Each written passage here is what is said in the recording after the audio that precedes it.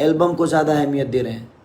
आपको एल्बम की अहमियत इसलिए लगती है क्योंकि एल्बम के लोग प्रमोशन करा रहे हैं और हम कर भी रहे हैं।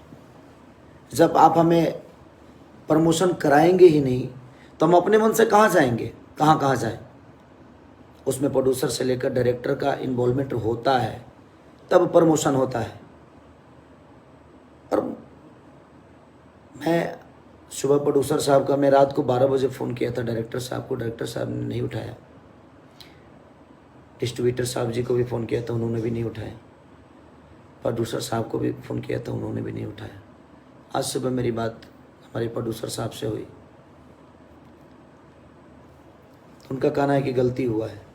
नहीं, आपका बेटा है और आपका बेटा पैदा हुआ और दुनिया के सामने प्रेजेंट हो रहा है, और आप माने कहीं ना कहीं एक डायरेक्टर द्वारा और डिस्ट्रीब्यूटर द्वारा आपके बेटे की हत्या हो रही है। सिनेमा मतलब हमारा बेटा, उसकी हत्या हो रही है और आपको पता तक नहीं है कि हत्या हो रही है उसकी।